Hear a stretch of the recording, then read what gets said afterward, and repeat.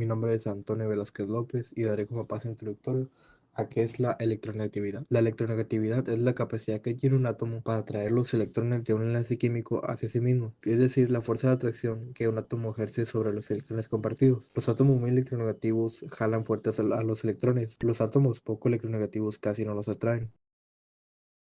Esta escala fue utilizada y fue propuesta por el químico Linus Pauling, quien fue el primero en cuantificar esta propiedad asignando valores numéricos a cada elemento, y va aproximadamente de 0.7 hasta 4. Esta tabla cumple con varias tendencias. Sigue dos principales, la de aumento, abajo hacia arriba en un grupo, y de izquierda a derecha en un periodo. Eso significa que los elementos más electronegativos se encuentran en la parte superior derecha de la tabla periódica, exceptuando los gases nobles. El siguiente sería la disminución, que va de arriba hacia abajo y de derecha a izquierda. Los elementos menos electronegativos están en la parte inferior izquierda.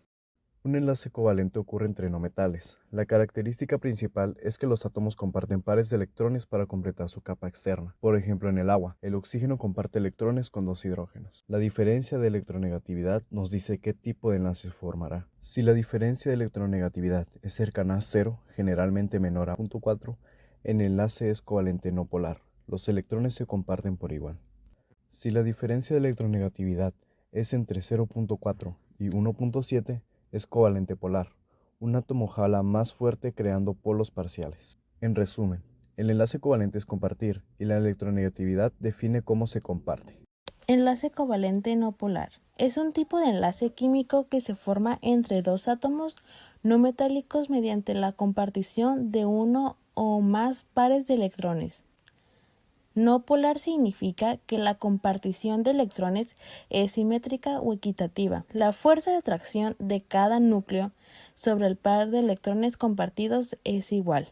Para que un enlace sea no polar, la diferencia de electronegatividad entre los átomos debe de ser muy pequeña o cero. Generalmente la diferencia de electronegatividad es menor a 0.4. La forma más pura de un enlace covalente no polar ocurre en las moléculas diatómicas mononucleares, formadas por dos átomos idénticos, ya que es hidrógeno diatómico es igual a cero.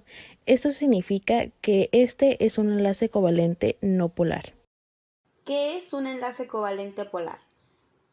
Es un enlace entre dos átomos donde los electrones que lo forman se distribuyen de forma desigual.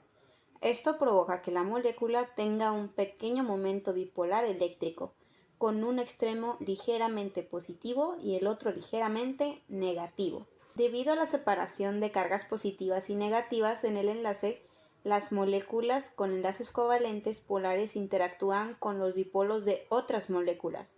Esto produce fuerzas intermoleculares dipolo-dipolo entre las moléculas. Los enlaces covalentes polares se forman entre átomos con una diferencia de electronegatividad entre 0.4 y 1.7. Por ejemplo, el agua es una molécula polar con enlaces covalentes. Polaridad y geometría molecular. La geometría es la forma tridimensional de la molécula. Esta forma decide si las fuerzas internas se anulan o se suman. Piensen en los momentos dipolares, pero como flechas. Tomemos de ejemplo el dióxido de carbono. Sus enlaces son polares, pero como tiene una geometría lineal, las flechas apuntan en direcciones opuestas y se cancelan. Ahora veamos el agua. Sus enlaces también son polares, pero su geometría es angular, debido a los pares de electrones libres en el oxígeno. Esta forma hace que las flechas no se cancelen, sino que se sumen. En resumen, una molécula puede tener enlaces polares y aún así no ser polar, si su geometría es simétrica y los dipolos se anulan, así como el dióxido de carbono. En conclusión, el enlace covalente se basa en la compartición de electrones entre átomos no metálicos. La geometría molecular es clave ya que decide si las fuerzas polares se cancelan o se suman.